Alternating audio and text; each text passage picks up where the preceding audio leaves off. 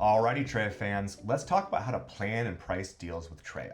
Now, the reason we do this inside of Treya isn't just to calculate accurate pricing, it's because that plan is the foundation for so many of the amazing things that happen inside of Treya.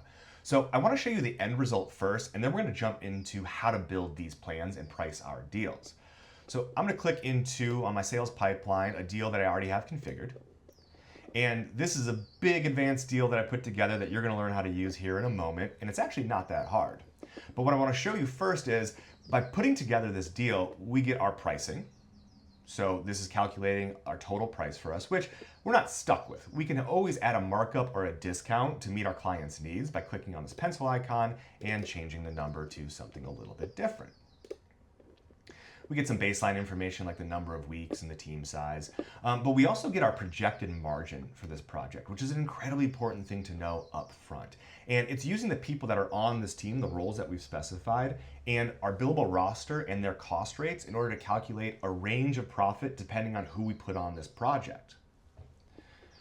Another really great thing that we get is we get our invoice schedule for free. It's just built for us. Now, we talk about in another video ways of configuring this billing schedule to get different results.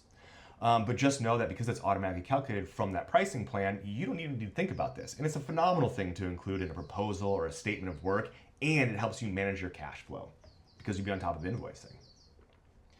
We also get our statement of work for free. This is great. We can make changes to this as much as we want to, but these timelines, the invoice schedule, the pricing information, all of this is driven by variables that are tied to that project plan. And so when we make a change to this project plan, it automatically gets reflected in that statement of work. So we always have something that's up to date and we don't have to spend time transferring data over. And then lastly, one of the great features about Treya is that when you close a deal by dragging it from here to closed one, which I'm just going to show you a finished project, it automatically creates a project for you with all that information from the deal. And so if I go and look at a project that I've created from a deal in the past, I get this timeline with all the milestones and activities that I put together in my pricing plan. That comes along with it so that my delivery team knows exactly what to do once we've started the project. I get placeholders that I can fill with real people on my team, and these are determined by that pricing plan. I also get that invoice schedule that we were able to see pre-closing. I get that transferred over into my deal so that I can manage cash flow a little bit better. And so all this stuff comes for free just by putting together this pricing plan. And so I want to show you how to do that. So I'm just going to create a brand new deal by clicking on this plus button in my sales pipeline. And we're just going to call this mobile loyalty app. I'm not very clever when it comes to these things, so we'll just pop that in there. I'm going to click into that deal to get to the details. Now, when I first create a deal, I have a really basic way of specifying like price and team size, just this estimator. We don't know a lot. We haven't scoped this deal. And so we can just kind of pop some numbers into here for our own visibility.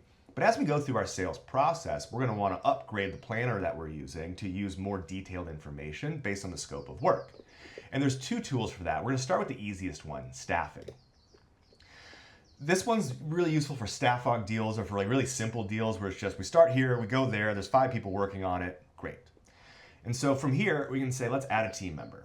And we're picking up the role of the person on this team. So I'm going to add a software architect, then I'm going to add a project manager, and then I'm going to add a UX UI designer.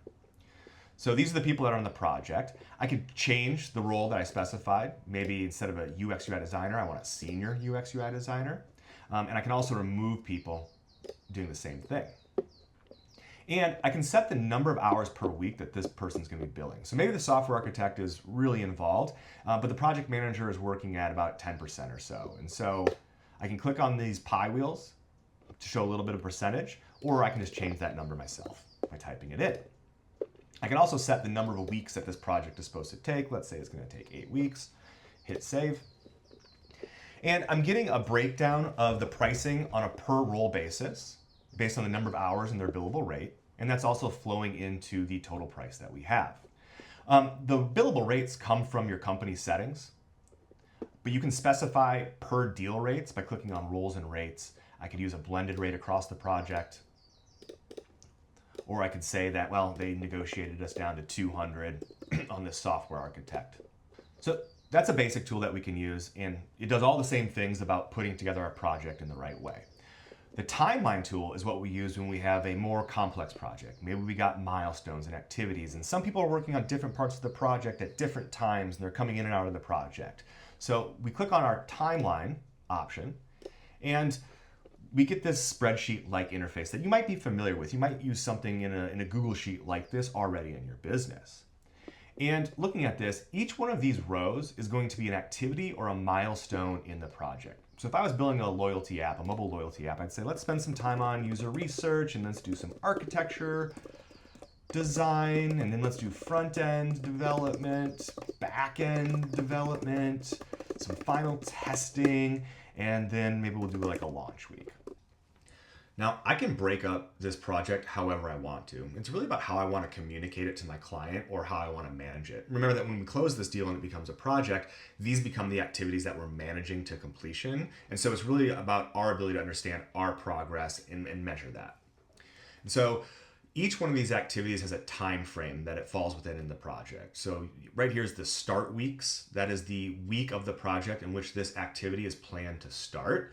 And remember that every deal has a start date associated with it, and that tells us when we think we're going to get started on this project. It's going to change throughout the sales process. It'll get locked down at the very end of the sales process. And so user research starting on week 1 means that it'll start Monday, July 27th or sometime that week. And then the next column here is the length in weeks of that activity. So right now it says it's 8 weeks long. I'm going to change that to 4. And then I want to go through and I want to just configure the rest of these really quickly. So architecture design starts on week 2, also lasts 4 weeks. We'll do front-end development on week 6, going 8 weeks long, do back-end development in parallel. When we're done with that, we will do some final testing, and then we will do launch week. So final testing and launch, these are a week each. Back-end development is 8 weeks. And it's important to note that we're not specifying the end week in the project in this column. It can get confusing in that way. We're just saying it's the number of weeks that it's going to occur. That's what our estimate is calling for. And that means if we were to change something like, hey, let's set back-end development back to the 7th week of the project as a start date, it still stays the same length and time because that's the amount of time it's going to take for us to complete based on our estimate. And as we're going through, we're going to see which week it actually falls in the project. The actual end week of the project is going to be shown here. So for example, because architecture design starts on week 2 and goes for 4 weeks, it takes weeks 2, 3, 4, and 5.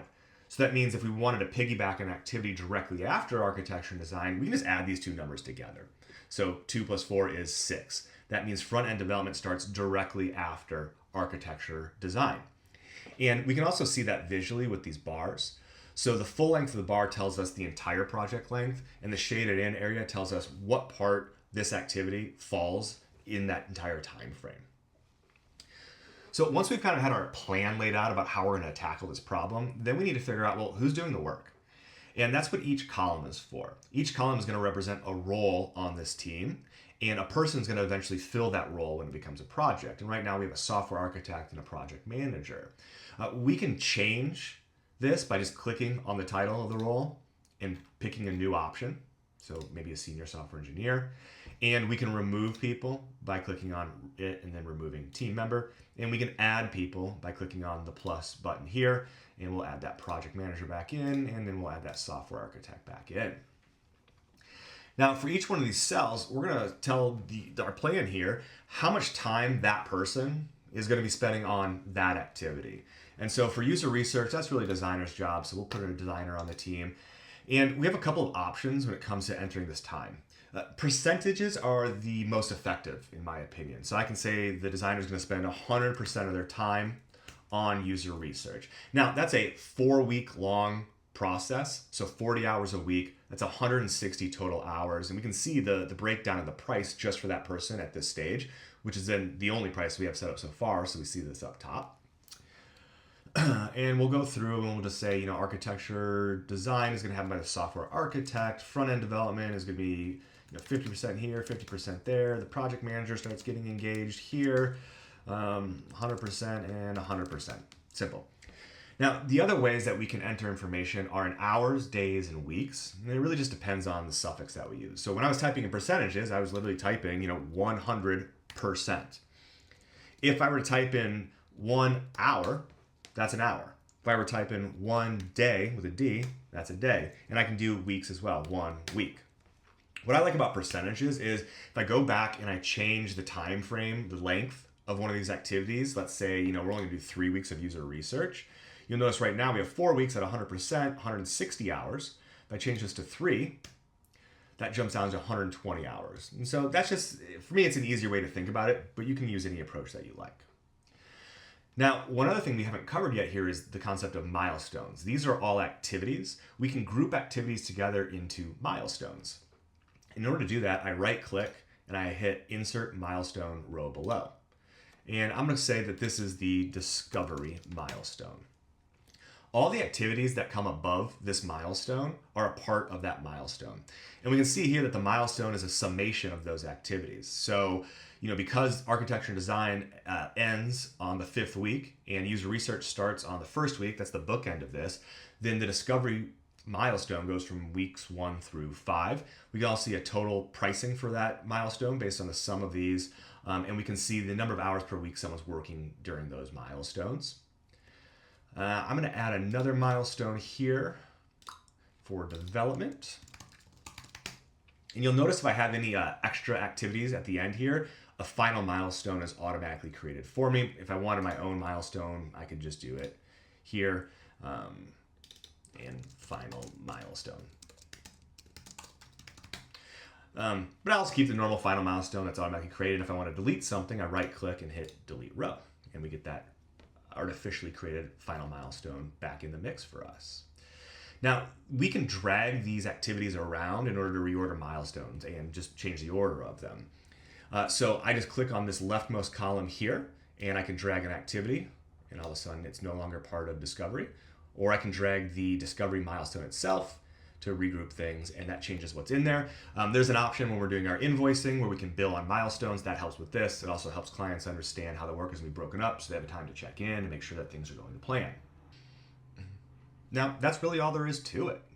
We are putting together this plan, and when we turn this into a project, we get all these goodies for free. We get that invoice schedule, we get that resource plan, and we get these activities and milestones set up for us so that our team's able to just start rocking and rolling. So I hope you give this a shot. I think this is a really phenomenal tool. And if you spend the time on putting this together, you're going to have a huge amount of automation and foresight into running your business. And remember, these are estimates as part of the deal-making process. You're never going to be perfect, but you want to get as close to possible and learn from those over time to keep growing your business.